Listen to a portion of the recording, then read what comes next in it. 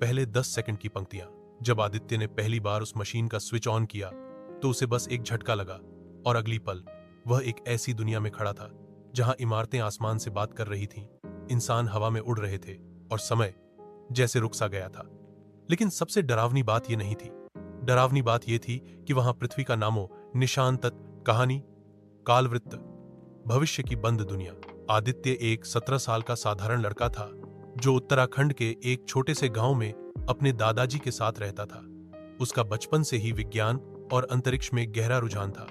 उसके दादाजी, एक सेवानिवृत्त वैज्ञानिक, अक्सर उसे अपनी पुरानी प्रयोगशाला में ले जाते थे, जहां पुराने यंत्रों की गंध और अधूरी मशीनों की खटपट आदित्य को किसी और ही दुनिया में ले जाती थी। एक दिन आदित्य को एक धूल से सनी पुरानी फाइल मिली जिस पर मोटे अक्षरों में लिखा था, प्रोजेक्ट कलचाक्रा, कोड पृथ्वी अल्फा।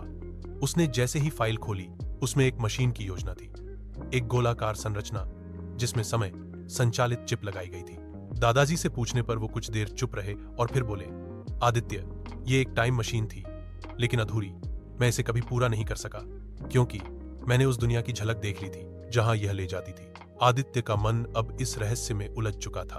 अगले कुछ महीनों में आदित्य ने अपने दादाजी के पुराने नोट्स और उपकरणों का इस्तेमाल करके मशीन को चालू करने की कोशिश शुरू की। आखिरकार एक रात जब सब सो रहे थे, आदित्य ने मशीन को चालू कर दिया। झन, एक तेज प्रकाश के साथ वह मशीन घूमने लगी। समय जैसे फिसलने लगा और अगले ही पल आदित्य को लगा जैसे वह किसी सुरंग से गिर रहा हो। दूसरी दुनिया, आर्विक्स 9। जब उसकी आंखें खुलीं तो सामने का दृश्य अविश्वसनीय था। वह एक चमचमाते शहर के बीच खड़ा था जहां हर चीज हवा में तैर रही थी, गाड़ियां, लोग, यहां तक कि पेड़ भी। इस जगह का नाम था आर्विक्स 9, एक ऐसी दुनिया जो पृथ्वी से हजारों वर्ष आगे निकल चुकी थी। वहां का समय पृथ्वी की तुलना में अलग था।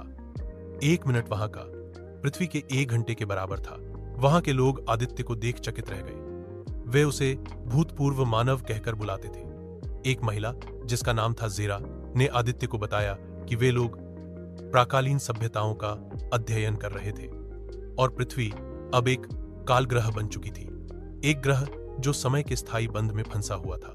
ज़ेरा उसे सेंट्रल नॉलेज डोम ले गई, जो ज्ञान का सबसे बड़ा केंद्र था। वहां आदित्य ने देखा कि पृथ्वी का अंतिम रिकॉर्ड आज से 1200 वर्ष पहले का था और उस पर समय स्थिर हो गया था। ज़ेरा बोली, तुम पहले इंसान हो जो वहां से यहां आए हो, लेकिन क्या तुम वापस जा पाओगे? दुविधा और रहस्य। आदित्य के मन में प्रश्नों का तूफान था। कैसे और क्यों पृथ्वी समय में फंसी, और अगर वह वापस गया तो क्या वह भी उस स्थिर समय में फंस जाएगा? तभी ज़ेरा ने उसे बताया कि आर्विक्स 9 के वैज्ञानिकों ने एक क्रोनो क्रिस्टल विकसित किया है जिससे समय में हस्तक्षेप किया जा सकता है, लेकिन वह क्रिस्टल अनस्टेबल था। आदित्य ने जिद की, मुझे वापस जाना होगा, मेरी पृथ्वी को बचाना होगा। वापसी का प्रयास। ज़ेरा और वैज्ञानिकों की टीम ने एक नया डिवाइस तैयार किया, क्रोनो लूप डाइवर्टर, जो आदित्य को न सिर्फ पृथ्वी पर बल्कि उसके स्थिर समय से पहले के समय में भेज सकता था। आदित्य ने क्रिस्टल को अपनी टाइम